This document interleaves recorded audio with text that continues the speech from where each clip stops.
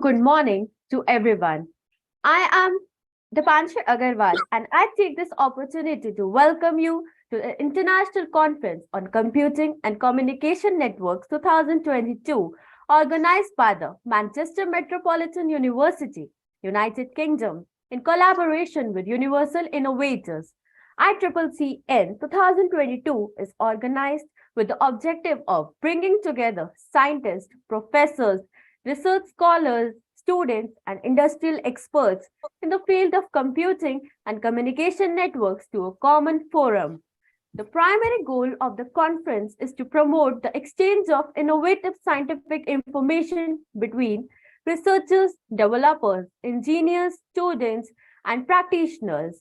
It will provide opportunities for academics to receive informal, in-depth feedback through discussions and to enable them to establish contact with professionals in various countries and institutions, and also to encourage regional and international communication and collaborations. Another goal is to promote the transformation of fundamental research into institutional and industrialized research and to convert applied exploration into real-time application. All the accepted papers after double-blinded peer review will be published in AIP conference proceedings, and extended selected papers will be published in the special issue of Web of Science Scopus Index Journal. Taking this event further, I'm overwhelmed to now welcome Dr. Ashish Khanna, convener ICCCN 2022, to brief us about the conference.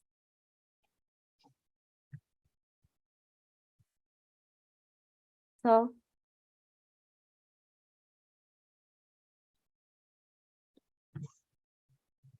Ashish, Ashish sir, you are on mute.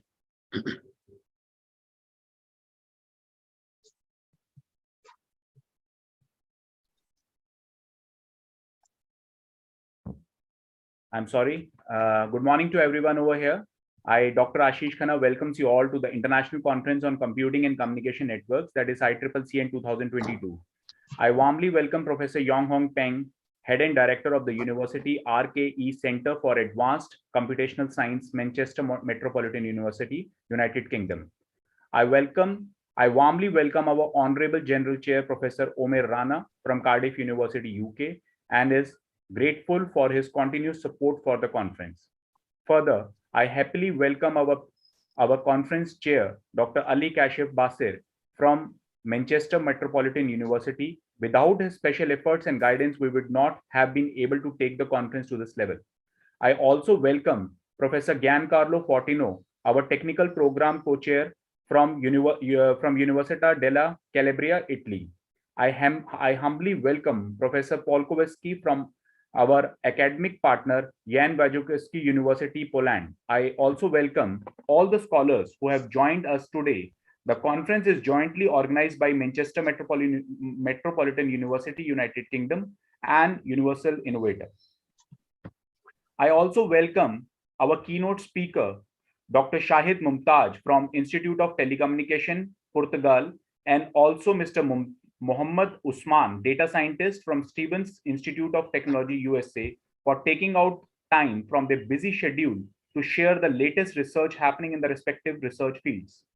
Finally, I welcome our respected session chairs and co-chairs to manage 4 different special sessions and 1 international workshop in which authors from across the globe will present their latest research work. I would like to extend my sincere gratitude to our honorary chairs, journal chairs, conference chair, technical program chair, publicity chair, advisory committee, and technical program committee, speakers and delegates from across the globe in this gala event.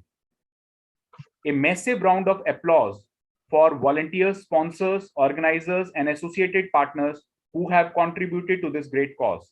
I would also like to take a moment to extend my gratitude towards the media persons who are here to cover all the events.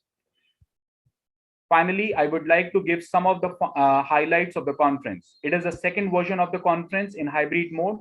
Registered paper will be submitted to the prestigious AIP proceeding series. ICCCN 2022 has received 215 papers from 47 countries from the entire globe, whereas out of the received papers, only 52 papers from 25 countries were accepted with the acceptance ratio of around 24%, to be published in the prestigious AIP conference proceeding series indexed in Scopus. Further, extended registered papers will be given the chance to be submitted to the SCIE and Scopus journals available on the website of the conference. Some of the prestigious journals are Expert Systems with an impact factor of 2.58, Computer and Electrical Engineering from elsewhere with an impact factor of 3.81, Physical Communication with an impact factor of 1.8, Journal of Electronic and Imaging that has an impact factor of 0.9, IEEE Journal of Biomedical and Health Informatics has an impact factor of 5.7. In the last, I welcome all the authors who have submitted their valuable papers over here and are present here to attend the conference. Once again, I welcome you all and greet you in this mesmerizing and memorable event. We are happy to have you here. Thank you. Thank you so much for your wonderful address, sir. As we have mentioned before, ICCCN-2022 has been organized by the Manchester Metropolitan University, UK.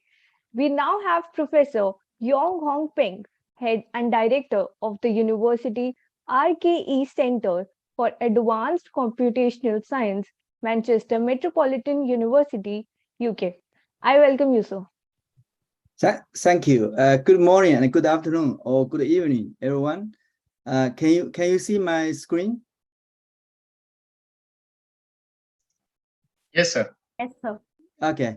So first of all, let's welcome you and thank you for the conference chairs to organize this very valuable conference. And this is a good time to share some of our research and our thought. And first of all, let's welcome you and I'd like to share some of our work.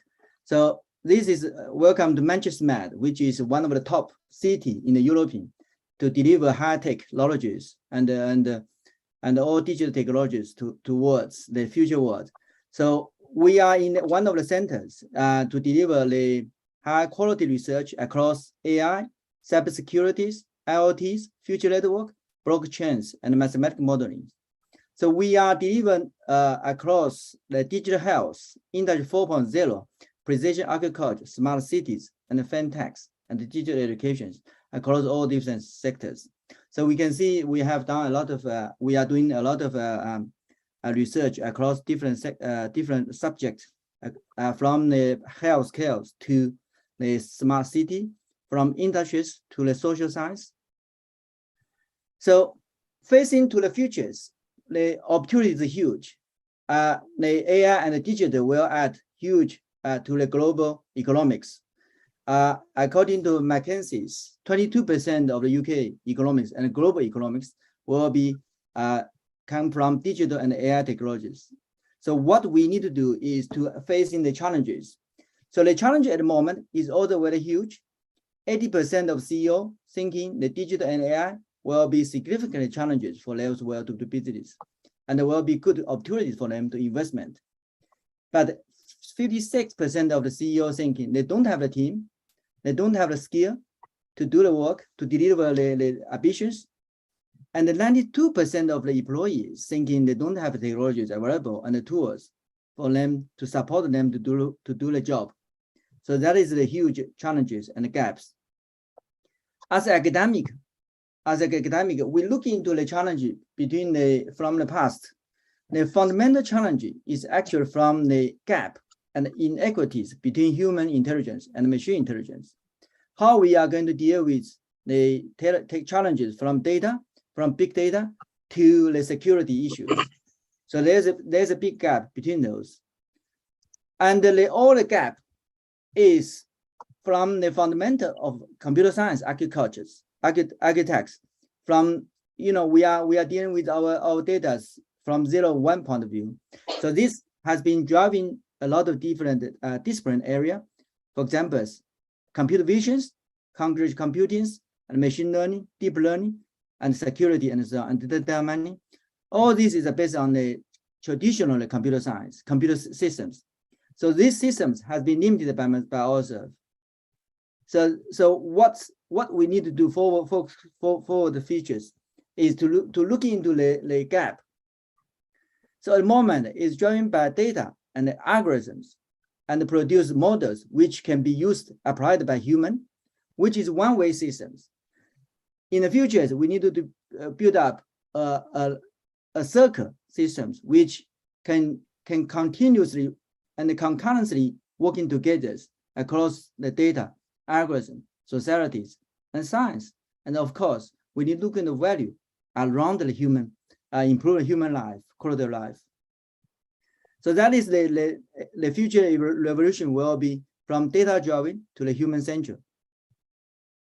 So by looking into the data or original informations, the machine and the human will get a totally different result. So look into on the top, on the bottom is from the machine. So we are going to link all these data using the machine mechanisms to generate certain knowledges. But if human are looking into that, we are create much more interesting pictures from there. So can we develop something, put those two things together, which will generate the higher levels intelligence or higher levels informations, which is we call the human machine cooperative intelligence. So that is what we think will be the next generation of digital and AI technologies. So we are developing the data-driven and the computation-powered ecosystems and involving the human in the loop to build up those ecosystem so that the human and the machine can cooperate together and make the next generation computer systems be more intelligent rather than build on the top of current computer system to make intelligence using the algorithm, which doesn't work, has a bootleg at the moment. So at the CFACT, we are doing across different areas, as we mentioned. So we are a center of excellence to drive a global impact and try to develop something which is a future need, human need. So we focus on the human world-class research from the infrastructures to the cultures to the leadership and to support our early career researchers and bring into income research grants and to support the research labs development. We focus on high quality research, and also we want technology that can be used for the futures. We focus on the sustainabilities for our environment and our societies. And of course, we build up this with partners and collaborations. So that is our centers, and we build a partnership to deliver the work, which quite a few of our colleagues are working together on this in this area. So I just want to have quickly brief to talk about, to welcome you, and then to hope this conference will provide a platform for people, to colleagues to exchange ideas, to co-develop something which is future needed technologies. Thank you. Thank you so much, sir, for enlightening the audience. Every success story begins with a vision. The Universal Innovators is a private and autonomous body promoting research-based activities all over the world. To talk more about the joint collaboration of Universal Innovators and Manchester Metropolitan University, UK, we have with us Dr. Ali Kashif Basir, who is the Joint Conference Chair of ICCCN 2022. I welcome you, sir, and I request you to address the audience. Thank you, Dipanshi. Good morning, everybody, and good afternoon, good evening, wherever you are. It's a pleasure to welcome you all to this conference, and it is an honor to have the presence of these prestigious professors like Professor Yong Hong, Professor Paul Kowalski from Poland, and Dr. Shahid Mumtaz, Dr. Umar Rana, and all others. This is the second event that we are jointly organizing with the Universal Innovators. Last year, we were completely online because of COVID. This year, we plan to do it in a physical mode, but due to UK Home Office, they were taking a lot of time in processing visas. So just to 2-3 weeks before the conference, we have to decide to move to hybrid mode. Few of the guys who got the visas, we had a wonderful discussion yesterday. We met, we had lunch, we talked about the collaboration, and we had a short tour of the university. They visited the facilities that we are having at Manchester Metropolitan University. The aim of this conference is to achieve not only to publish articles, but to achieve quality, work together in collaborations to solve the problem of the society around us. Overall, as Dr. Ashish mentioned, that we have received over 200 articles and accepted around 40 with an acceptance rate of around 25%. We wish to further continue this one, not only the maintaining this acceptance rate, but we need to, in the future events, we need to outreach the countries that we could not target in this year or in the past year. Maybe, let's say, I don't know if we have received a lot of articles from a region like Canada, Australia, USA, but that is the region that we need to plan to target in the future. We also need to start in the future. We will be starting some other kind of activities like innovation challenges, inviting posters, and bringing high-level discussions, inviting the top brains of the world working on those technologies.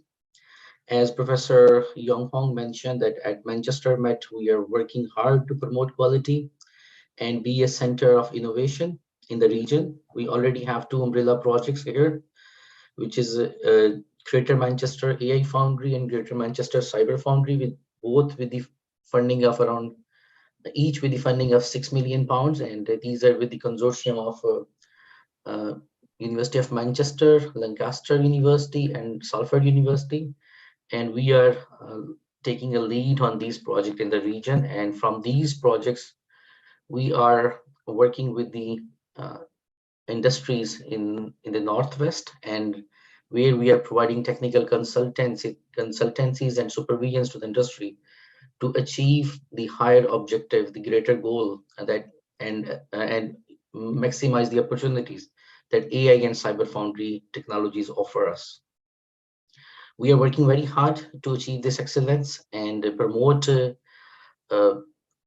all these activities, and we welcome high-level collaboration to improve science and serve humanity in the future. So all of you, if you think that there are some possibilities that we can achieve something on top of this conference, they are always welcome to reach us, to me, Professor Yong Hong, or Dr. Ashish and Dr.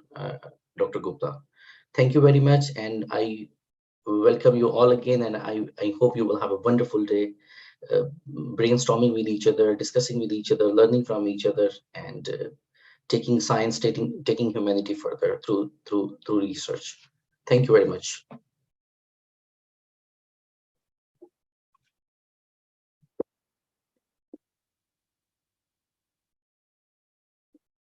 Back to you, Deepanshi. Yeah. Yes, sir. Thank you so much, sir, for throwing some light on the valuable collaboration and for addressing the gathering. Great things in business are never done by one person. They are done by the support of a team of people. Similarly, this conference of ICCCN-2022 has received its support from various Polish universities. I would like to call upon our academic partner, Dr. Zdzisław Polkowski from Jan Wyszkowski University, Polkowice, Poland. I welcome you, sir, to throw some light on the collaboration of ICCCN 2022 with Polish universities. So thank you very much. I'm very glad to announce that I can represent the Jan Wyszkowski University in Polkowice, Poland, but also many other Polish universities during this international conference on computing and communication networks. Manchester Metropolitan University and professors from many countries are trying to create a platform for professionals, academicians, research scholars, and students to share and express their view on new trends in many areas.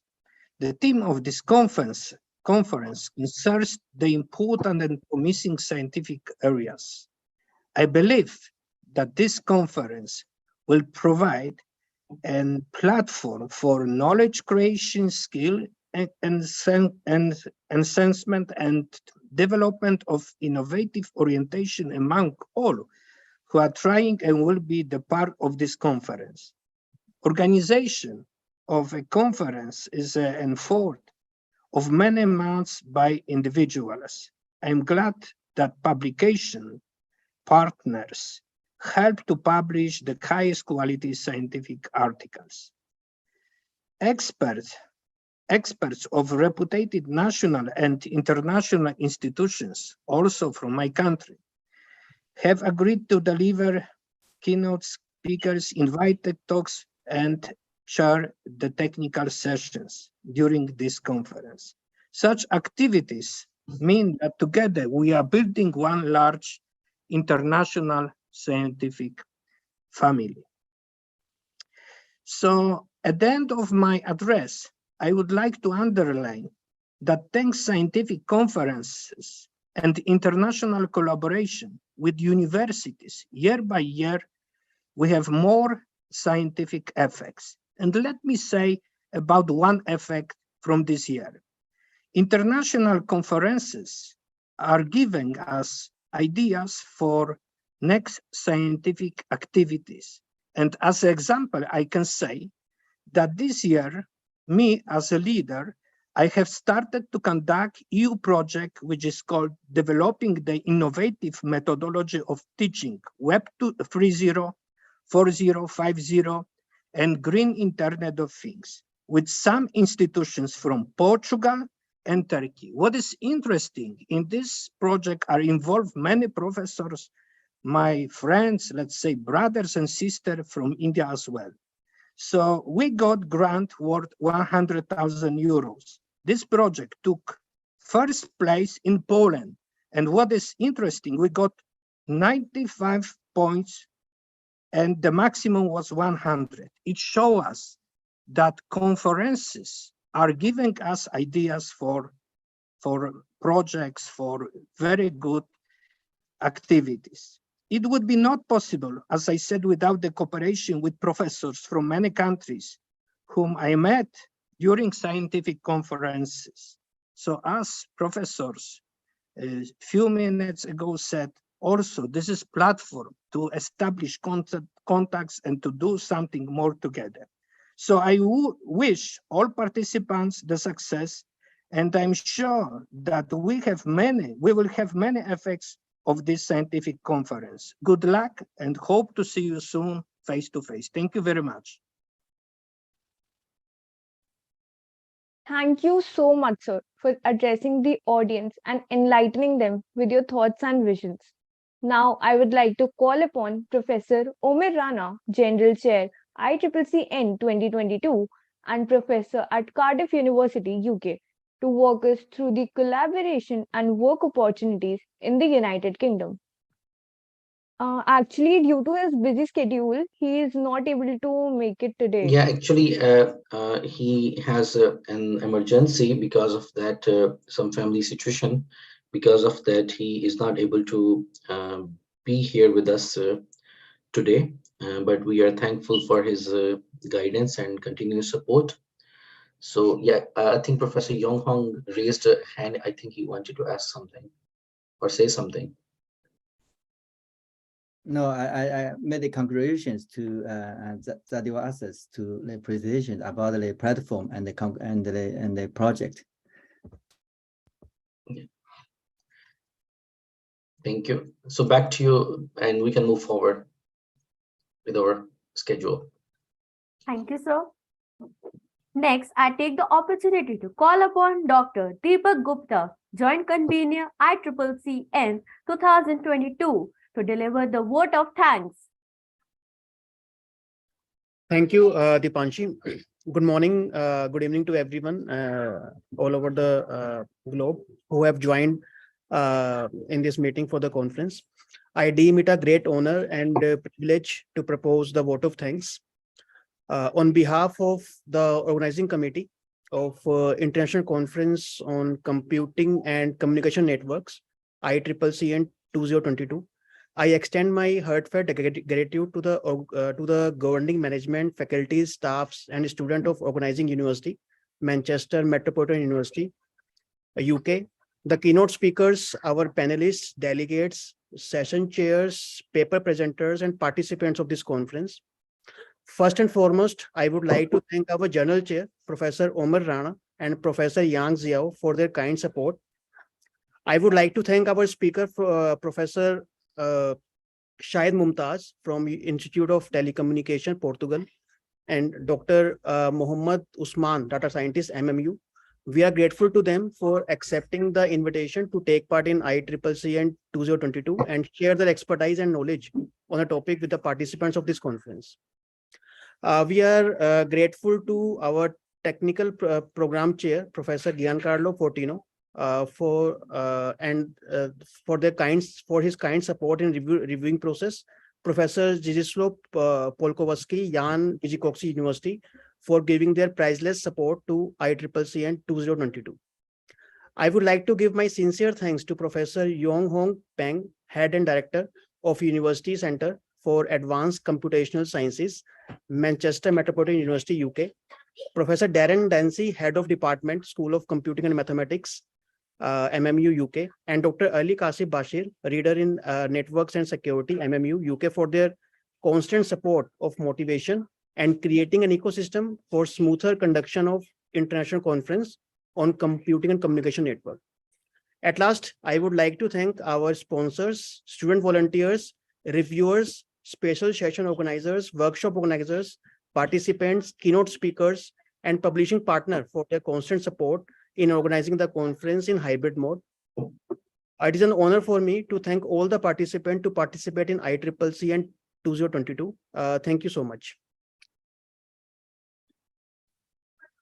Thank you so much, Deepak sir, for delivering the vote of thanks. With this, we will be moving ahead with our keynote talks. We have with us our keynote speakers who will be enlightening the audience with their expertise. Our first keynote speaker for today is Professor Shahid Mumtaz, Principal Researcher, IIT Aveiro Instituto de Telecomunicações, Portugal. Shahid Mumtaz has more than 12 years of wireless industry experience and is currently working as Senior Research Scientist and Technical Manager at GS Portugal. Before his current position, he worked as a research intern at Ericsson and Hawaii Research Labs in 2005 in Karlskrona, Sweden. He has been involved in several EC R&D projects in the field of green communication and next generation wireless systems. In EC projects, he holds the position of technical manager, where he oversees the project from a scientific and technical side, managing all details of each work package, which gives the maximum impact of the project's results for the further development of commercial solutions. He has been also involved in 2 Portuguese-funded projects that are Smart Vision and Mobilia in the area of networking, coding, and the development of a system-level simulator for 5G wireless system. Dr. Shahid's research interests lie in the field of architectural enhancements to 3GPP networks, 5G, NR-related technologies, radio resource management. Dr. Shahid has more than 150 publications in the international conferences, journal papers, and book chapters. I welcome you, sir, to address the gathering. Thank you. Thank you for your kind introduction. So let me start my keynote presentation. And first of all, thanks to Kashif and other organizations which give me opportunity to present myself. So let me share my screen. Dr. Shahid, if you can turn on your camera as well so we can see your beautiful face. Okay, let me turn my camera. Yeah, okay. Because Sunday, so I'd prefer not, but if you just insist, I will put myself. Yeah, if you're not comfortable, that's okay. No, it's okay. For 5 minutes, I can put. because you can see my okay. face. Yeah, Yes. okay. Yeah. Yeah. Okay, I think you can see my screen now, yes? Yes, we can. Okay. So let me start now with the presentation. I switch on my camera now. Okay. So today I will going to talk on one of the important topic, especially with the relation with 6G, is industrial artificial intelligence. This is where I'm going to talk on 5.0 rather 4.0. So recently I joined Nottingham University a couple of months ago, so as a full professor there also, but I also have my previous affiliation with me as well.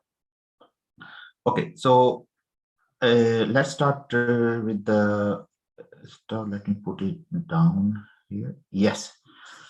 So what is the motivation behind industrial revolution? So if we start our journey in 1784, where our most of the time we think about electrical power kind of thing, which we call industry 1.1, where we do a lot of mass production, assembly line using especially industrial power. And then after 100 years of time, we move to industry 2.0, and we start using steam and water power as well, along with electrical power.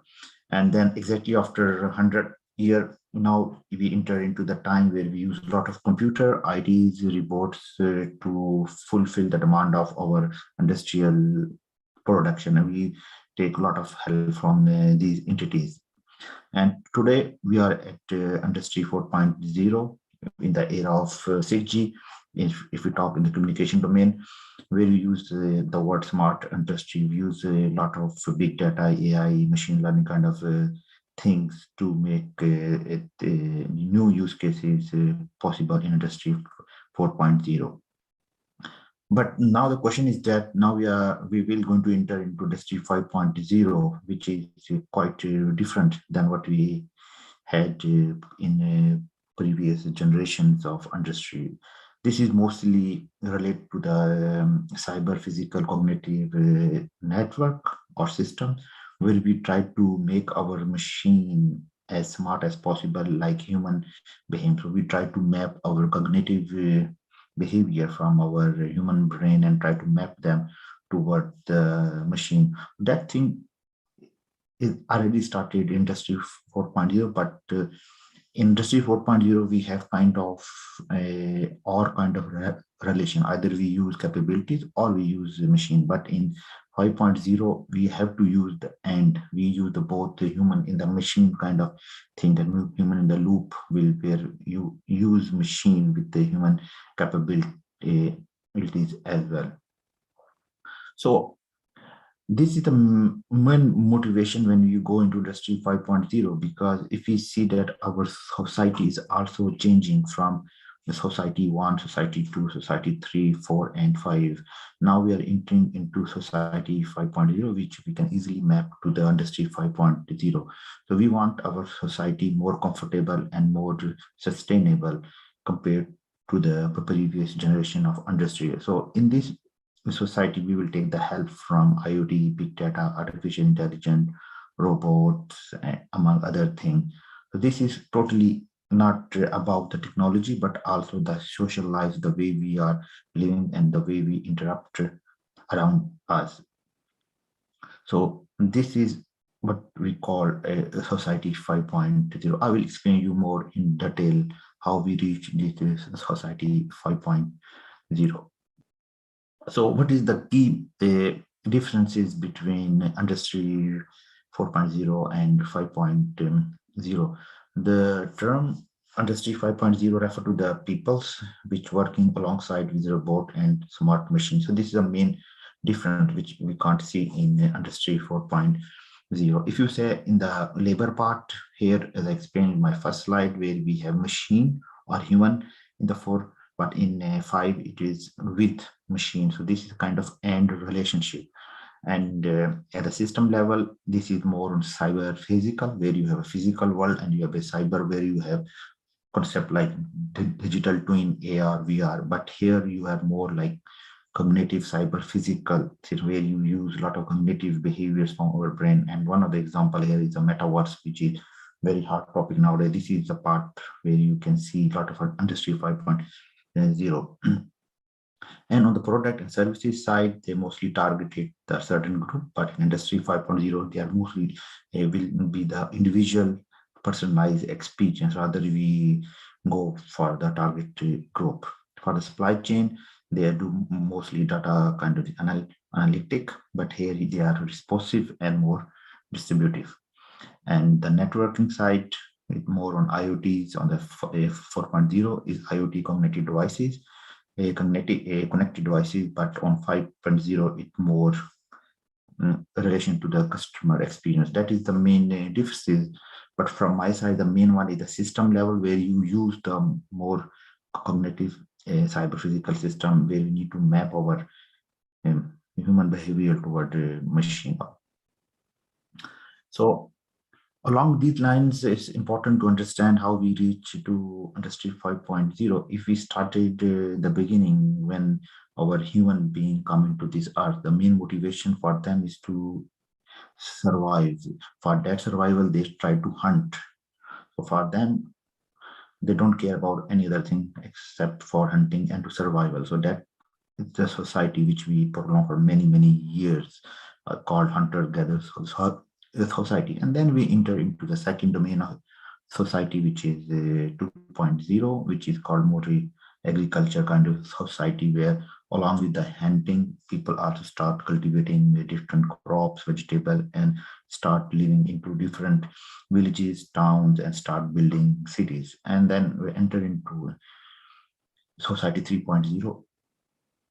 So along with all this journey, we started from society 1 to society 2, now we enter into society 3 and start industrializing things using steam engines, water, mechanical in that time. And then we enter society 4.0, which we are still living, like a lot of information technology, ICT, internet we are using to fulfill our goals and our future use cases. So you can see that it started from 1.0 to 4.0.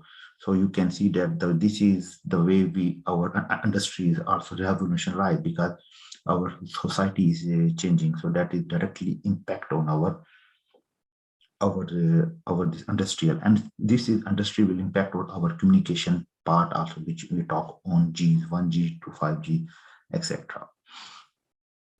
So now we are entering into emerging in 5.0. The main goal is to make people life more sustainable, and they enjoy each and every corner of the technology. So they will take the help from the big data analytics on the technical side, AI, IoT.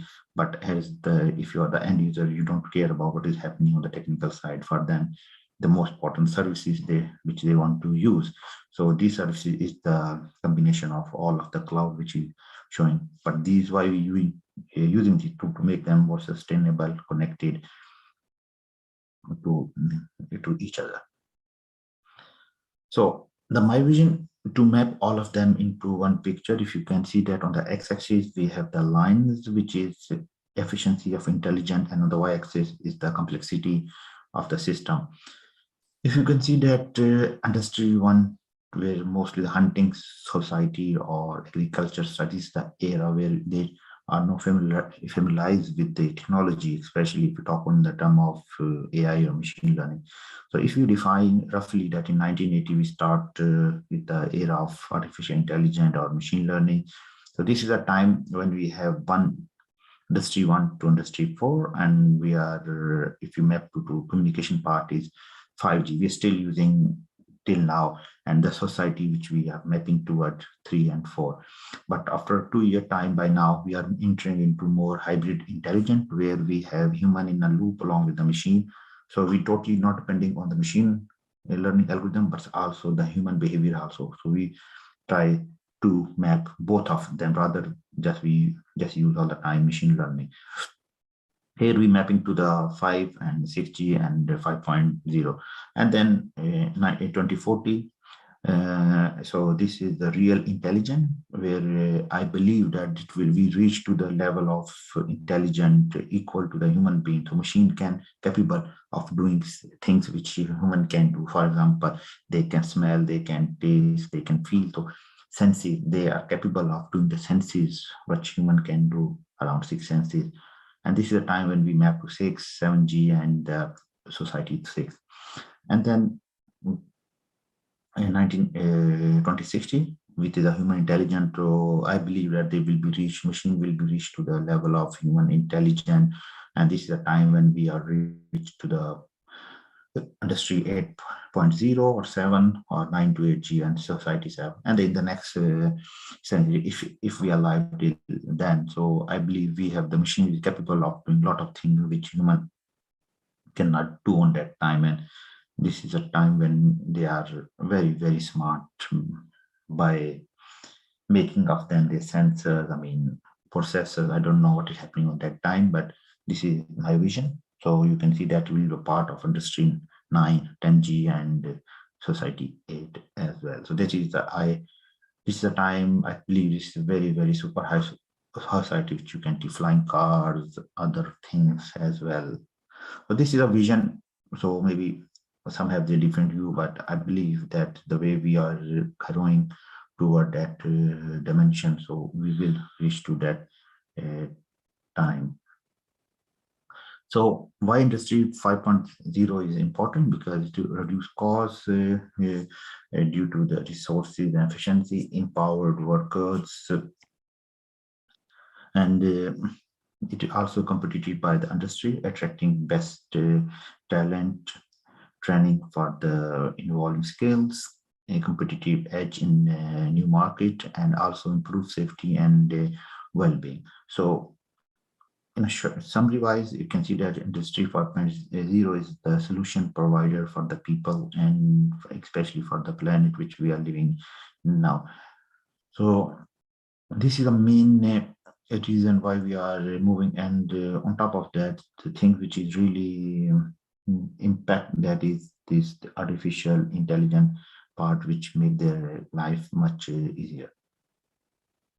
So there are some of the key application area where industry 5.0 will impact. One is the health, intelligent healthcare, where you can have the manufacturing of personalized implant, performing surgery in a more precise way, reduce error rates, better patient cares. You can use in a supply chain as well, where you minimize the losses and error, increase margin, reduce operational cost, efficient communication between the stakeholder. You can use that in cloud manufacturing as well, where you use for low-cost manufacturing process, reliability, high quality, on-demand capabilities, eliminate the long-haul delivery requirement. You can use in a manufacturing production, where to improve productivity, innovation, and higher quality product, energy efficiency, and also in a smart education. This is quite a hot topic nowadays, where you improve visualization, creativity, interactive learning experience, real-time blended teaching and learning. And you also use this in disaster management, where you have ability to handle consequences of the disasters using search and rescue operation, enhance the level of preparedness. Okay, so along with these lines, we have some of the key challenges which we need to solve. If we want to use these in the previous slide, we need to have some challenges.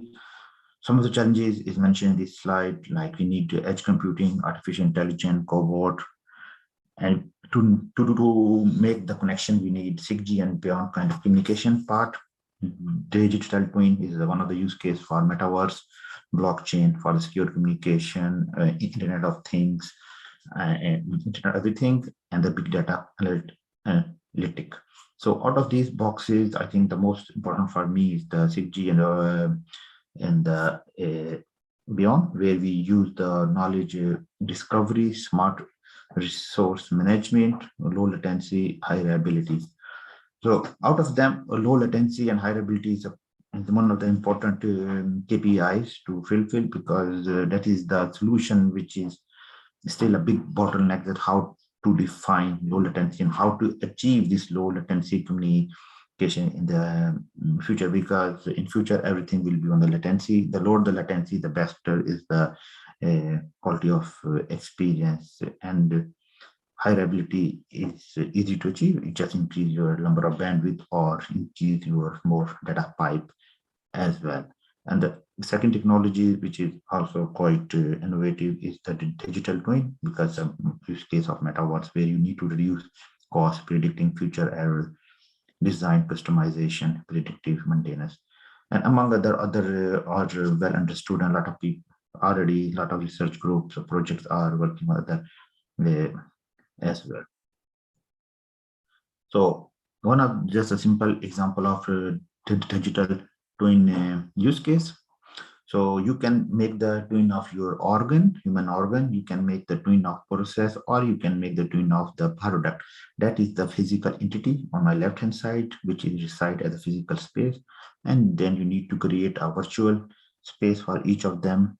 It can be based on your physics model or your data model. And then you need to connect these two worlds using some communication. For example, your communication with 5G, 6G depend upon the latency and reliability constraint, because every organ, for example, if you do remote surgery where latency is quite important, then you have to come up with the new technology so you can decrease your communication link latency, and plus your computation latency also at your physical space as well. And then you have process and product depend upon, because every use case have different KPIs. Some want latency, some want super efficiency or reliability. But this is just to show you that how we can make this two worlds together. So the first part is the scope of your physical entity, then you extract the features, and then you can communicate with your communication part, and then you start with your virtual space as well. So healthcare is a second part, which is quite important for the Industry 5.0. As in Europe, we are facing the aging society, because a lot of people getting aged. The country is suffering from increasing medical and social security expenses and demand for the caring for the elderly. So if we use Industry 5.0, so we can connect and share information between medical data user, including medical checkup record, as well as treatment and nursing care record, put remote medical care. So this means you have to put the kiosks at the strategy location inside your street, or places where your old people can go and they talk virtually with the doctor, or it's the virtual doctor, or it's the physical, but it's be a fast, rather you have to go to the hospital and everything on the one side. So now if we old person have to go, he have to go to hospital, then he go for the medical checkup, a blood test, they are at different locations. So this is one of the issues. So after deploying Industry 5.0, so he can talk his doctor virtually, so his data is communicating directly to his or her data to his or her doctor, where he can easily predict what is going to happen and what are the prescriptions he need to cure his disease. So use AI in a report at nursing care facilities to support people independence.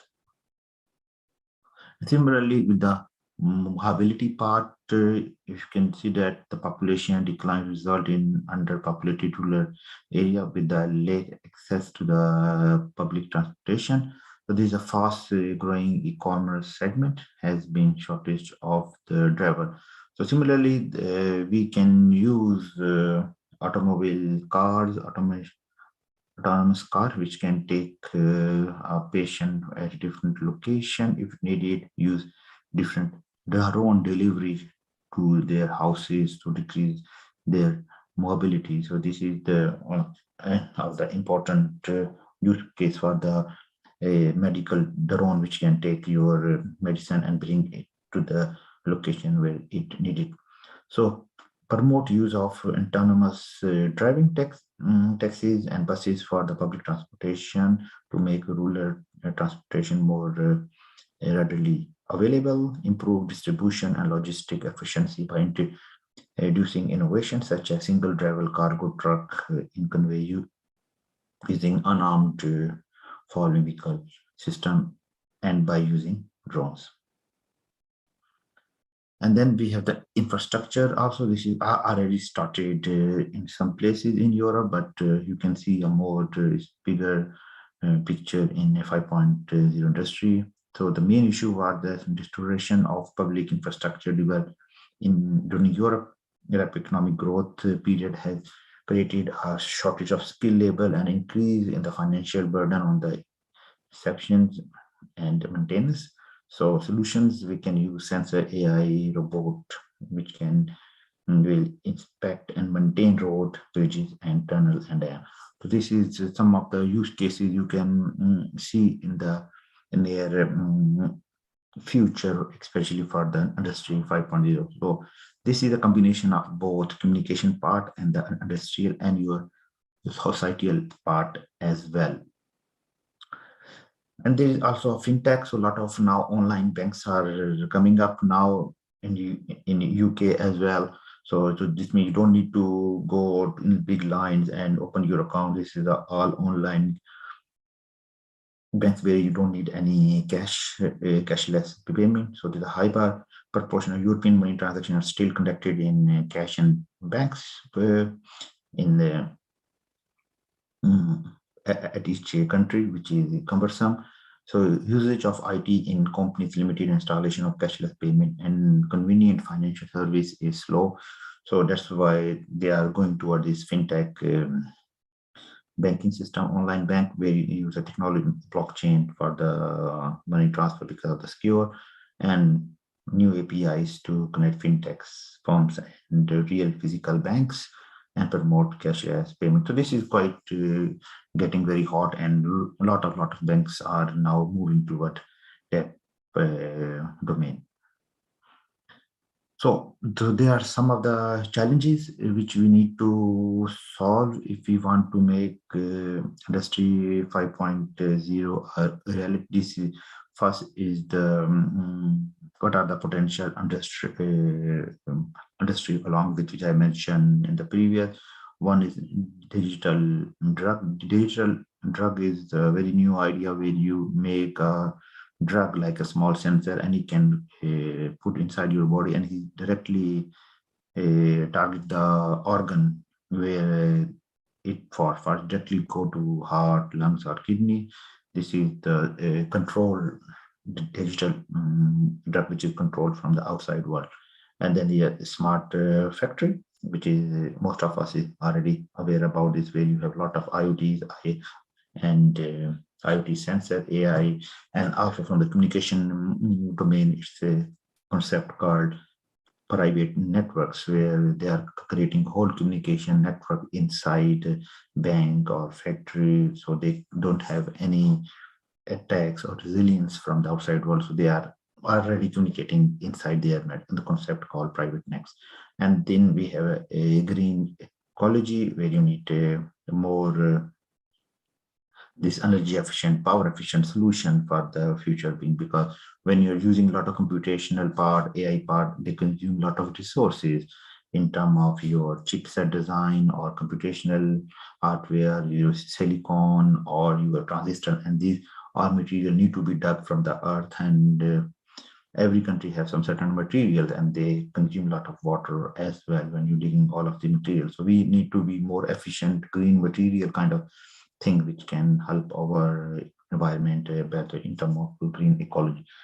And then we have a smart fashion. So we have a lot of now new clothing are coming, which is warmer in the warmer, cold in the cold, same cloth. And because of the fabrics they are using in the material, again, this is from the material of your fabric. So you have to use one cloth for different season. And intelligent traffic lights depend upon the density of the traffic. So your lights are switch on off, rather it can have a certain timer.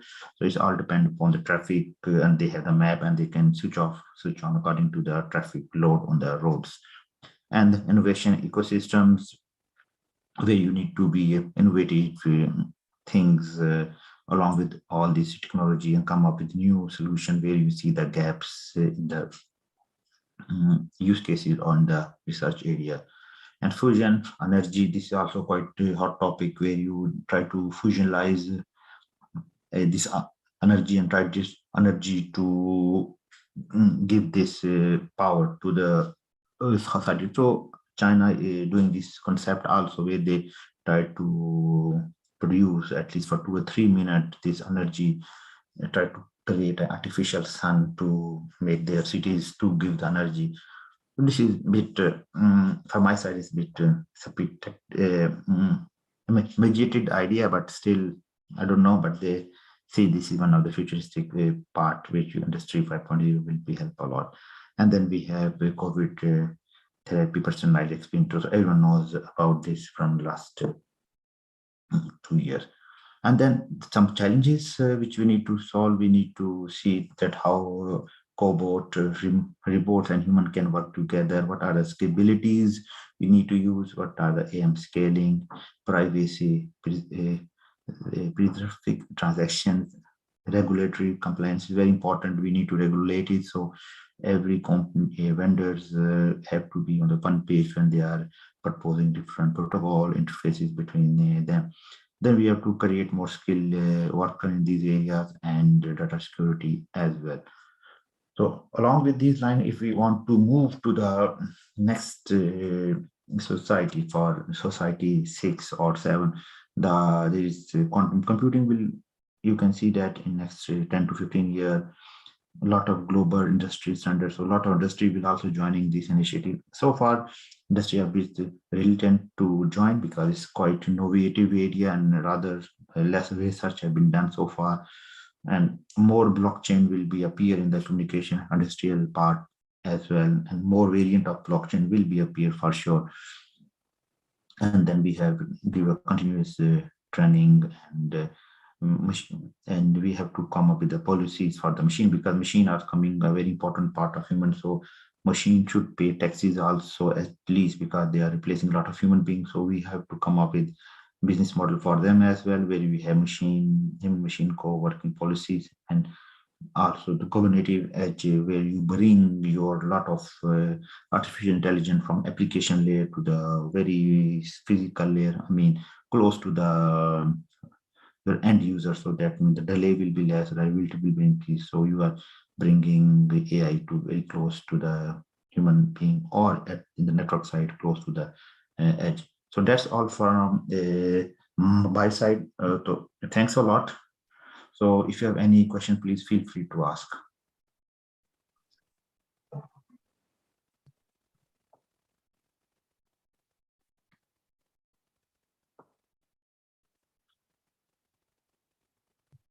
So I have a question. May I ask? Yes, please go ahead. So how do humans fit into Industry 5.0? Sorry, can you ask again? So how do humans fit into Industry 5.0? Yeah. So if you see my first 2 slides, that why we need Industry 5.0, because we are changing our society. We are starting with society 1.0 to 4. So now we want to make our human society more sustainable and more kind of this intelligent. So they are more connected than before. So Industry 5.0 will come because of the use cases in our society is changing. So you can see that now we are before in 5G or in the Industry 4.0, there is no use case for metaverse or digital twin by somehow. But now a lot of big companies, now I'm just giving you one of the example, a lot of big companies, Nokia, Ericsson, they talk about a lot of metaverses. So to make data versus is one of the things that we make our society more sustainable, so they can understand that what will going to be happen. If one guy want to buy a house in the metaverse or want to lend a land or open account, this is all interconnected with your industrial 5.0. So I think that whenever something happening in our communication domain, either you move from 1G to 2G or other generations. Similarly, when you're moving from your industry revolution, this is because of human being, because in human we have new use cases are coming, new demand, and new application we want to achieve in future. That's why we have come up with a new technology as well. Thank you, sir. Thank you so much, sir, for joining us Yes. today. Thank you, Dr. Shahid, for a very interesting and very futuristic presentation. I have one question. What do you think, how the governments and policies will come along with these advancement of AI? For example, I mean, if technology fails or any error or any human life is at risk, who will be held responsible? Yeah, that is a quite good question, and that is why the European Union emphasizes a lot. And now from every project, now they are putting especially the ethics on that part also. Before that, they are not thinking about, but that is the thing. So here, that depend upon if human life is at risk, so definitely human will be responsible, because in the end human is the person who creates this AI or machine and this. So that is very easy to say, that's a simple word answer. But again, we have to create this whole framework where we have this risk management plan also. Okay, if plan A will fail, what happened to plan B, what happened to plan C? So we need to create this kind of plan in the risk management when we developing over this AI or machine learning algorithm, especially in very sensitive area, like for example, remote surgery. Like we are doing remote surgery with the help of machine learning AI, and doctor is sitting on the other part of the world and patient on the other part of the world. So if something happen in the communication domain, for example, if latency will be very high and is in the middle of the heart surgery, so he can put a needle in the wrong place. So I think this is very sensitive and very serious question you ask, and it's difficult to answer. But if you want the fast answer, it should be human being, because if we are not do this testing, so for me it's very important to do lot of tests. But again, as a human being, we do our best, but technology is not in our hand, because error can happen at any time. So again, all blame will come to human being. So that is a simple answer. But I mean, from the human being perspective, for example, let's say if I'm driving an autonomous car and my car end up hitting a pedestrian, so either I will be responsible, or the person who owns that vehicle company, or the person from which I buy that car, like for example, a franchise. So will it be kind of, that we will be buying, it will be part of an insurance policy, that where we have, for example, this, I don't know, I mean, how the regulation and the government policies will come along to address these AI things. This is definitely I know. It's very difficult question, because if you're driving an autonomous car, so you bought an autonomous car because you don't want to drive. That's why you want an autonomous car. First thing is that. So you want your life is relaxed. So your fault should be less.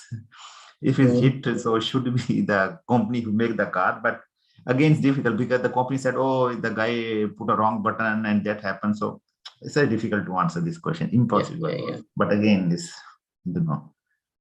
Yes. Yeah. Thank you. Do we have any other questions? I think Professor Yong Hong raised his hand. Maybe he wanted to say something. Okay. Yeah, Ali, thank you. That is very excellent presentations to show the future visions about the Industry 5.0. And I noticed so that has highlighted the human intelligence in the futures. So that is very much fit what we propose to develop, how we can enable a machine and a human be cooperative towards the next generation of the technologies and the societies. So very much interested to explore further after that. Yeah. Okay. Thank you a lot. Thanks a lot. You can send me email afterward if you like. Yeah, maybe we can invite Dr. Shahid on campus whenever. Exactly. Yeah. So you joined the NTU, so this is close to us. We are close. Yeah. Yes. Ireland. Yes. Yeah.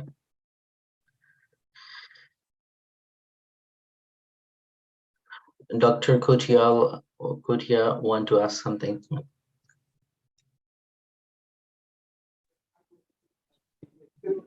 Sir, good morning, good afternoon to one and all.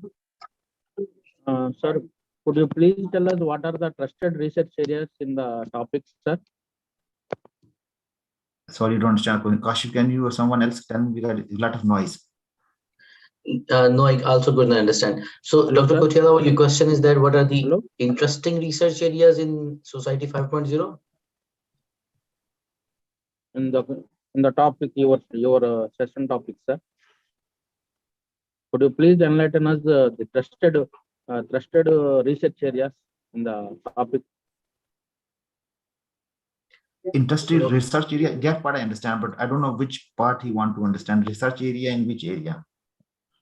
Industry 4.50 or I don't know. Sir. 4.5.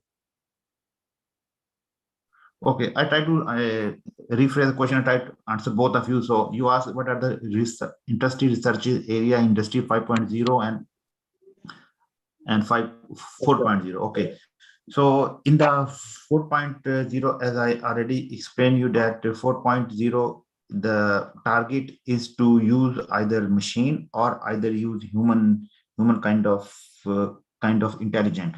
And industry 4.0 is mostly cyber physical system, which means that you have the physical entity and you have cyber entity, and you use digital twin kind of think on them. So there is not so much intelligent in that. These are the main topic which you can see a lot in industry 4.0. I'm talking only on this industrial domain. I'm not talking on the communication part here. And if you go to industry 5.0, there we have to use human in a loop. It means that along with the machine, you also take the solution from the human being. For example, you use AI machine learning where you don't have a closed form expressions available in mathematical domain. But if once you have a closed form expression, you don't need the machine learning. Your machine learning will never beat your closed form expression in mathematical domain. So industry 5.0, we use both. We use the human ability and also the machine ability. Machine is very good for us to optimizing things very, very fast by developing this new optimization algorithm. And the second domain is the metaverse. I just give you a big example where you have cognitive cyber physical system where you have digital twin but at distributed places, and you need to combine them inside one domain, and that is called, which is called metaverse, and where you do a lot of things. And then if more specifically, I think I already explained you in the last slide, there is the potential area of digital drug, smart factory, green ecology, smart fashion, intelligent traffic and fusion energy, and also where you combine robot and cobot together.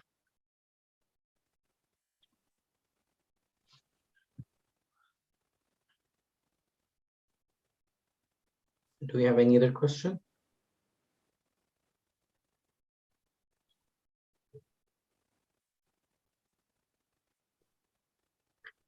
Any question? Yeah, thank you, Dr. Shahid. Back to you, Dipanshi. Thank you. Thank you so much, sir. Thank you. Thank you, sir. Thank you, sir, for joining us today and enlightening the audience with your knowledge and expertise. Our next tutorial session is Mr. Mohammad Usman. Mohammad Usman is an experienced data scientist working with food packaging industry to utilize Industry 4.0 technologies for optimizing the production process.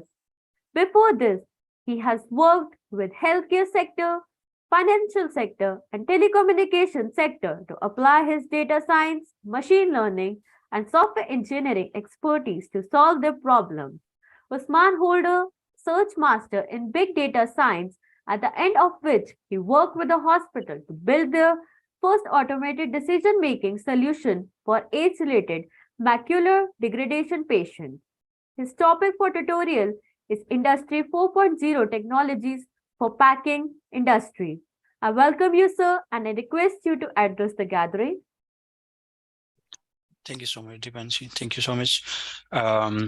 And this might be maybe a step back from where Dr. Shahid had left, because he left at Industry 5.0, and I'll be talking about Industry 4.0. But yeah, let's see how it goes. Let me share my screen, and it would be great if I can get a thumbs up once you guys are able to see my screen. Yes, we can see.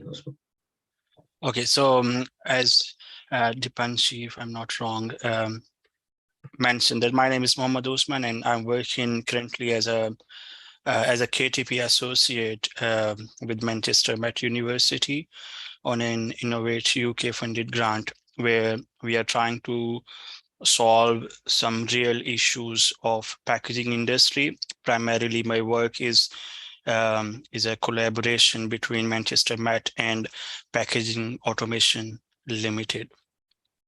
And today I'll be talking about Industry 4.0 technologies for packaging industry. And the agenda for today would be to go through what are Industry 4.0 technologies first, and then some interesting use cases we have in packaging.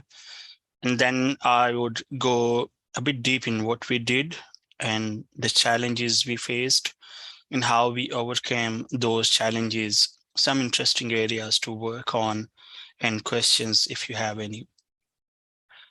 So starting again with Industry 4.0 enabling technologies, of course, we do have Internet of Things or industrial IoT right at the edge devices. So whenever we want to talk about Industry 4.0 or to monitor anything or to get a feel of state of anything, there has to be a component which is kind of collecting all the information, all the data for you and sending it somewhere. And that collection responsibility comes with IoT. And if we have if we are collecting the data, then cloud computing is where we are most of the time storing that data. And of course, we are also utilizing the computation powers we have in the cloud, because most of the time you won't have a very rich computation on your edges. So cloud computing is used there. Then we do have data science and analytics, and that's where we use all the data we have captured, get a feel of the data, analyze the patterns we have in the data, and then see what are the important decisions we can make out of that data. And then, of course, some areas where we feel that we are unable to process everything. And if we have to predict, for instance, something, that's where we also use machine learning. So there, some people mentions more technologies in Industry 4.0, but I think these four can be mentioned as the four key technologies. And without them, I think it's hard to complete a really rigorous and really comprehensive Industry 4.0 project. So these four are the key. And of course, as we mentioned, Industry 4.0 for packaging, I think there are some very interesting use cases we have of Industry 4.0 for packaging. And first of those use cases is a centralized production monitoring. My focus for today would be to give you an aspect of industry, what's happening in industry, what are the pain points we have in industry, and how and where the research community can play their part. So for instance, when we talk about production industry or packaging industry, what happens most of the time is, like, if there is a very big packaging company or a firm, they will have their what we call as factories or production sites on different geographical positions. There would be one production site maybe in Canada, there would be another one in Australia, there would be another one in Europe, there would be another one in Asia. What ideally they would want to do would be to have a centralized system where a production manager can see everything. So there would be a site manager as well, a person monitoring everything, what's happening in Australia, what's happening in Canada, but there would be a centralized manager who would be managing everything, and it would be it's really important or useful for them to have a system where all the data from all the sites are being collected and just one overview is being provided to the guy.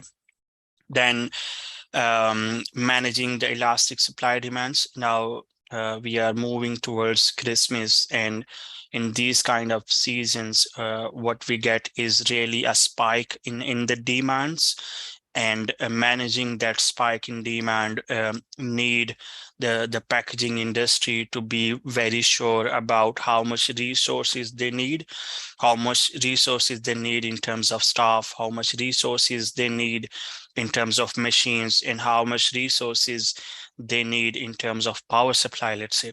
So a system which kind of estimates this is the spike you can get, and this is the number of resources which you should have, can be a huge help for them. And then machines diagnosis and prognosis. What happens mostly is like whenever a fault happens in the machines, then a guy has to go there and diagnose what happened, and then even further on that, it has to see why this happened. But if we have the right Industry 4.0 technologies, all of this can be done using a very comprehensive automated machine learning based system.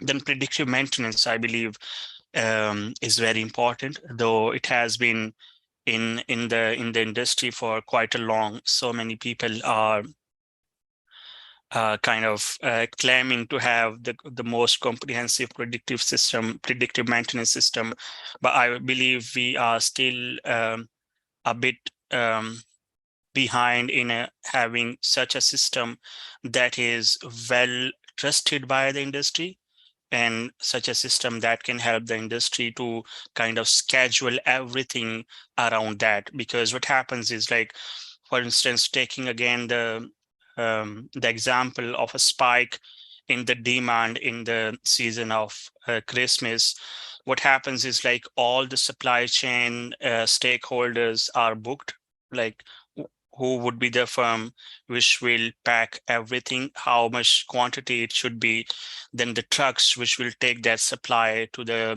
our warehouse, and then from that warehouse to a retailer, and that retailer would provide those supplies to the customers. When a fault happens in a machine, then that fault is a huge dent, not only for that packaging industry, that is a dent for the whole supply chain, because the trucks were booked for that particular supply, and that supply won't be there. The retailer was looking for a supply, and that supply is not there, and the customers were looking for that stock, and that stock is not there. What's happening in the economy is there are being applied some penalties by government if a supply is being late, and that penalties can be applied by retailer, and that retailer would apply those penalties to supply chain, and that supply chain would kind of trickle down to the whole economy. So that is very essential for the whole economy, and especially for the UK economy, which relies a lot on chilled food market. And that because that chilled food market, that chilled food has a very less shelf life, so it affects a lot specifically for the UK. So having a comprehensive predictive maintenance system can be a huge bonus for any company or firm. What we wanted to have was we wanted to embed Industry 4.0 capabilities in a packaging company, with our focus on centralized and secure data management system. What we did initially, we explored the data science landscape in industrial setting. The meaning of that is what we found was the data science landscape was a bit different when we talk about industrial setting. I would mention the challenges, and I can iterate that there. But when we talk about the data science landscape or the data science toolkit in general, there are certain restrictions which we get specifically when we work with industrial setting. So we had to explore the options we have and then pick the right options for us. Then once we explored the landscape, we came up with some of the options we have to work on. Then we had to update the hardwares of the production lines, and the production lines are the entities where food is being packed. We had to update the production lines. We had to have the right networking, and then using that updated hardware and networking, we had to transfer the data from the production lines to the cloud storage. Then process and analyze that collected data at the cloud, and to show the real-time visualization and alarms from data. So these real-time visualizations were, as you mentioned, were telling more about production and something about the machines and what's happening in the production right at that time, what's happening in the machines right at that time, what are the trends and things like that. Then we had to prepare the data set for advanced use cases, including predictive maintenance and things like that. And we want to implement a predictive maintenance model as well. Talking again about kind of explaining what we had already in the company and what we wanted to update. So this is a depiction of what we had at that time. Previously, what was being done at the company was, let's say, this is a machinery where there was a data collection mechanism, but it was more like what we call as not proactive, but a reactive system. So whatever data was being collected, it was being collected on the machine. And then a server used to send a query request to the machinery about give me the data from that day to this day. And then the machinery used to give the data for that time. And then that data was, or that those visualizations were being extracted from the data. What we did was more like a proactive model, or a model which was not waiting for any query to send the data. So whatever data was being generated at the machinery, it was being sent to a gateway device, and that gateway device used to send the data to the cloud storage. And then from that cloud storage, it was being shown to the dashboard. And from generation of the data till the data being shown at the dashboard, we were taking less than a minute. That was a requirement for what we call as the real-time monitoring. And with this kind of model, we had achieved more security and a better monitoring and a better options for the firm to sell the model. I would go through the architecture, but I'm not sure how detailed I can go to, because a lot of this stuff is also quite proprietary to the firm. So I will keep this this kind of explanation more focused towards this end, which is more like a software end, and this end becomes more like a mechanical end, where more kind of NDA comes into place. So what we did was, like, we were getting the data from some PLCs and some HMIs, and from vibration sensors and verbo drivers and motion controllers. And from all these data sources, what we were doing was we were sending the data to a gateway device where we had already deployed a Logstash instance. So this Logstash instance, this gateway device with Logstash instance running on it, was one node per site.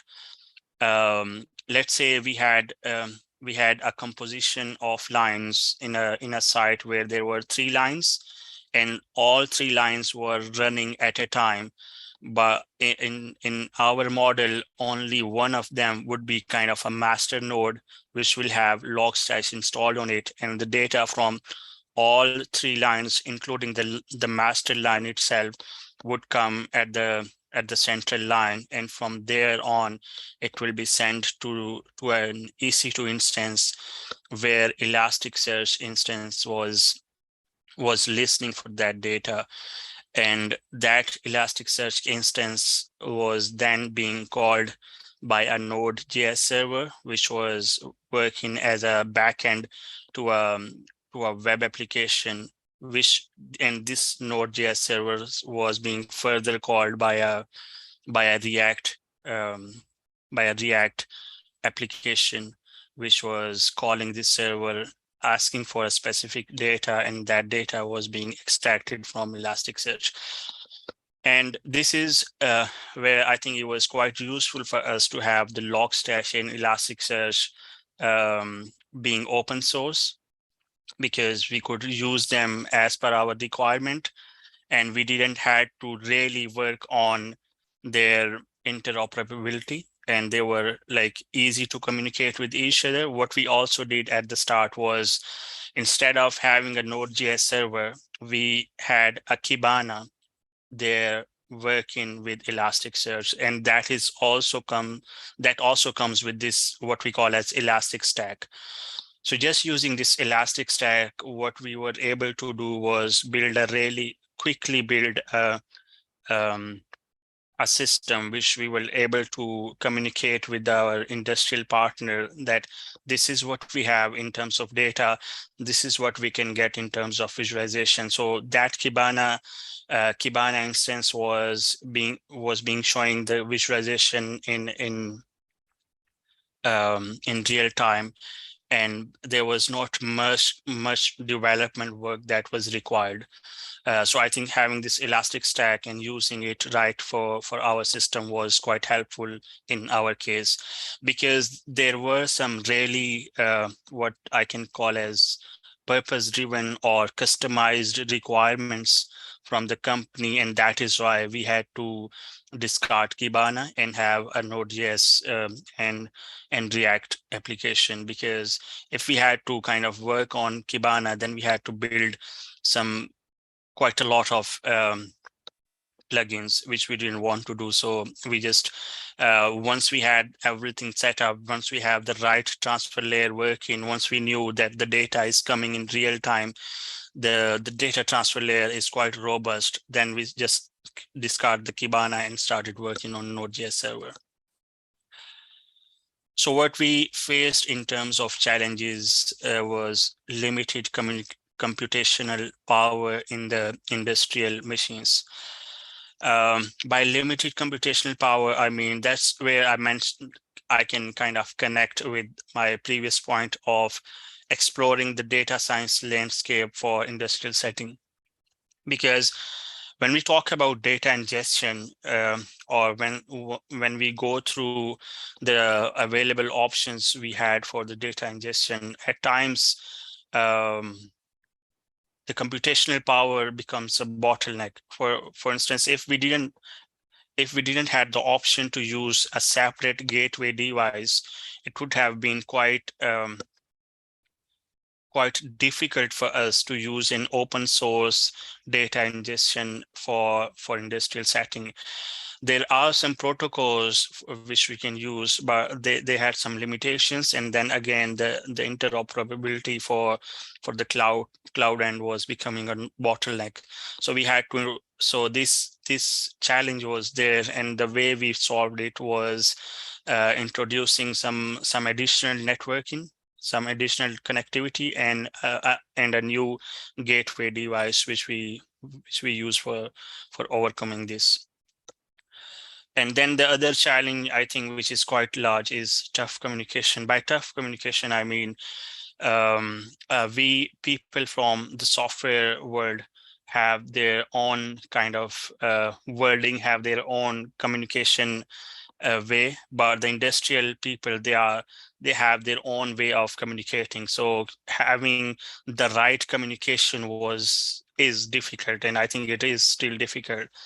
In our case, there were one or two people who were a bit more what I call as software literate, but mostly it was really hard for us to communicate rightly with the industrial people. And I think that challenge is there, and the way we kind of solve this challenge, I can communicate that in the next slide. And the next challenge is different source of business. By that I mean, when we work on a software component of a industrial machine, we have to kind of acknowledge the fact that the component we will be working on won't be the main source of business for the industrial partner. If a company is a manufacturing company and they manufacture the packaging machines, their main source of business is to sell those machines, and our part would be a tiny and small part of their whole kind of machine. And in terms of business, for instance, if they are selling a machine for, let's say, for 1 million, the software aspect or the software part would only help them to sell more machines, but in terms of profit, that won't be a big dent for the buying company. So their main source of business is again the mechanical part, and at times it might get difficult for you to kind of get them acknowledge the work you are doing. So I think that would again be a challenge, and that challenge is still there. And then the different mindset I think we have, by we I mean the software people or the IT people and the industrial people, different mindset.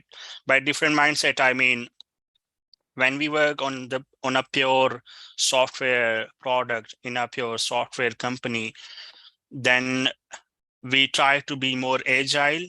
We try to work quickly on the development. We try to complete something, give it to the customers, get their feedback, and then build on that, because we didn't want to kind of follow a waterfall model. But in industrial setting, what they wanted to do was spend more time on it, get it as robust as possible, and then once deploy, there should be at least number of updates, because even updating the software is tough for them. And it's again the different circumstances we have. For instance, talking again about the transfer layer, like if we had deployed this software in a machine, and that machine goes to a customer in Australia, and the company is in UK, then updating that machine would still require quite a lot of hassle. So it's not easy to work in that regard. So there are different mindset, and that different mindset is because of the different circumstances we have. And I mentioned about the tough communication, like communicating them, the whole process at times gets tough. And the way we did was having this whole plan of how do we want to deliver, and then defining each step, what do we want to do, and then getting the feedback on the right point of time, making use of that feedback, and then launching it when we feel it's robust, and when the industrial partner feel that it's good to go, then launching it. In some areas where I think work is required or work can be quite useful for the industry is compute-friendly ingestion. By compute-friendly ingestion, I mean the ingestion modules or ingestion methodologies which doesn't require a lot of computation, and it can be deployed with least number of dependencies. Because dependencies, for instance, with Logstash, what we have to do is for Logstash, you need to be having Java, and that Java needs to be installed before Logstash. And so there should be an option of having ingestion software which doesn't require a lot of dependencies. And then software update mechanism for industrial system should also be, I think, a good area to work on, how the industrial software should be updated. What are the right kind of processes for us to update a system which is already being deployed in an industrial machine, and that machine has already reached a customer? What are the options we had there? Then industrial hardware development, it's more about the custom or customized development of hardware which are purposely built for a specific task. And then advanced simulation methods. By that, I mean, for instance, if we are working on predictive maintenance, it's hard to get a machine which is going to fail in the next, let's say, 6 or 8 months, but it might be easier to have a very comprehensive simulation environment where you can have different machines, and one of those machines you can simulate it to get failed after 6 months, and another machine you can simulate it to have a specific fault in after 8 months, let's say, and then you can use that simulation environment to test your predictive maintenance system or models. So I think these can be really interesting to work on. So yeah, that's it from my side, and feel free to ask any question if you have.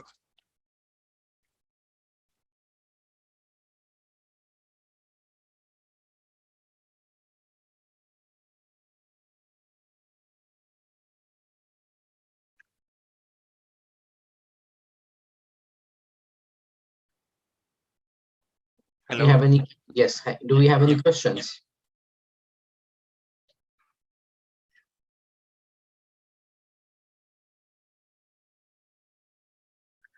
Usman, I mean, Usman, we are working together on this project. So just, Usman, you could have mentioned our predictive maintenance, that what is our goal, what we want to do here, and how, I mean, this can provide a further insights to the audience that what the companies or Industry 4.0, what they're aiming for, and what kind of problems or challenges in this predictive maintenance can solve. Yeah, I think it would be useful to mention in terms of predictive maintenance, because as you mentioned, the word is being used quite a lot previously. Like so many people are claiming to have the right predictive maintenance system. But what I have seen in industry, because I have been to PPMA show, which is quite a large show in the UK, where the packaging companies or many manufacturing companies come and they present their softwares or the products. What I've seen is predictive maintenance system is not comprehensive, what I have seen in industry.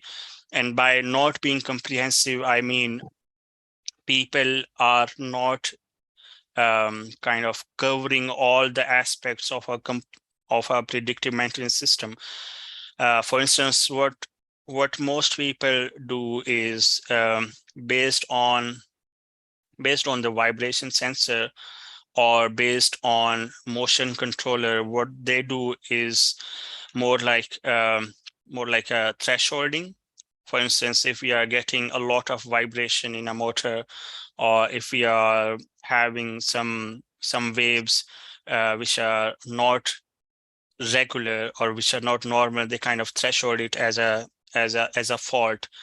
But that is kind of wrong, I think, because what happens in industry is like you don't get there's not only the data which you are getting from vibration sensor or motion controller. It's good to have a system which can kind of combine the data which you are getting or which you can get from production, what's happening right at that time on the production lines, and then what's happening on the vibration sensors and motion controller.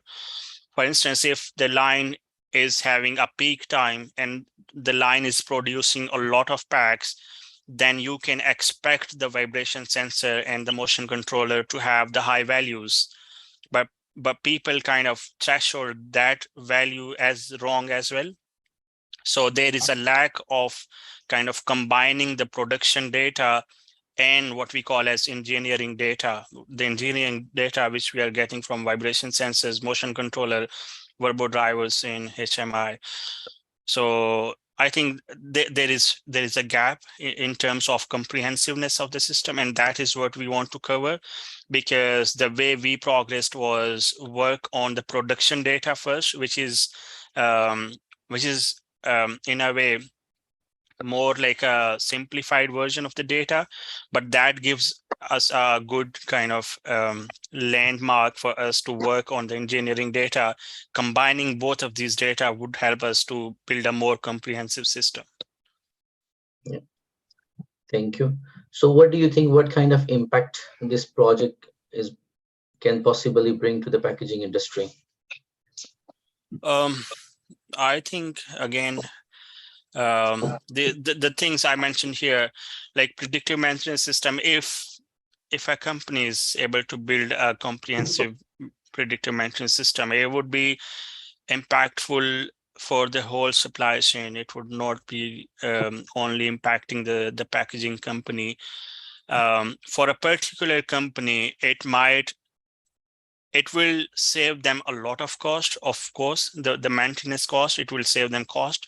It will help them sell more machines, which is quite obvious.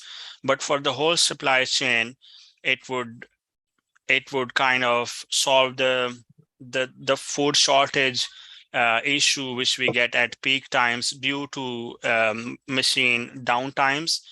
It will help solving the penalties most suppliers are getting from retailers, and that is kind of denting the economy.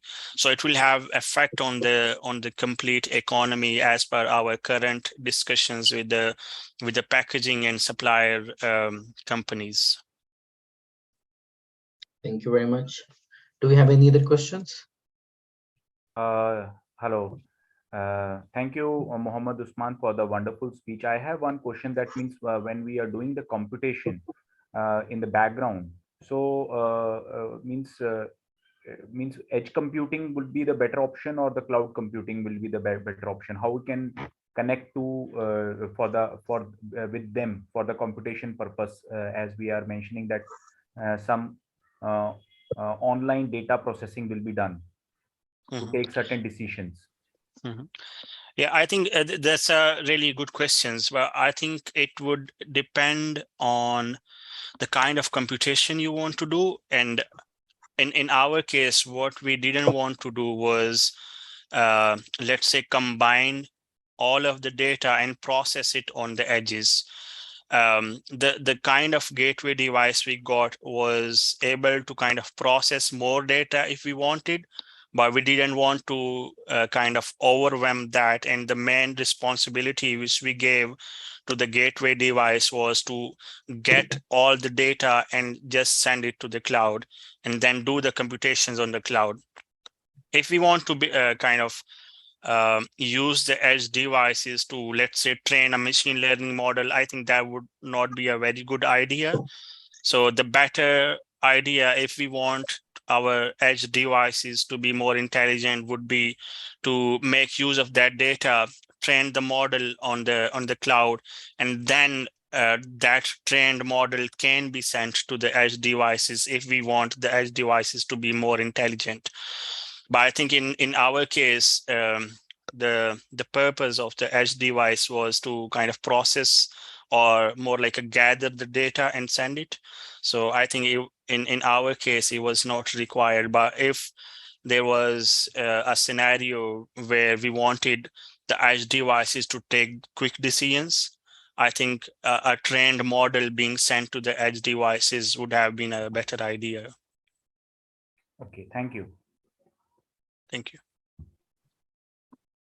Do we have any other questions?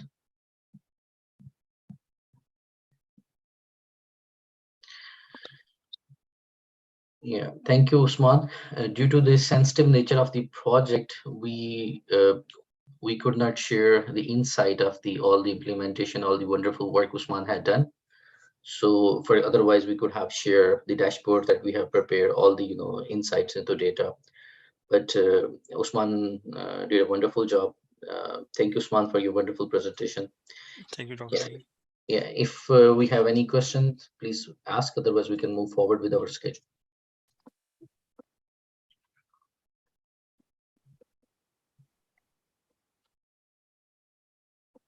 Yeah, back to you, Dipanshi. Yeah.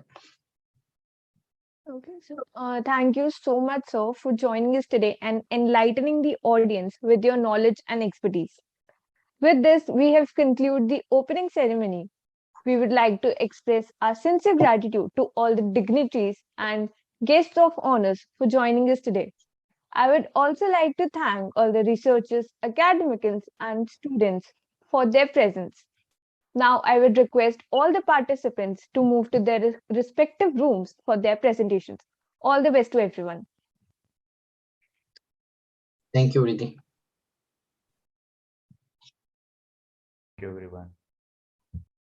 Thank you.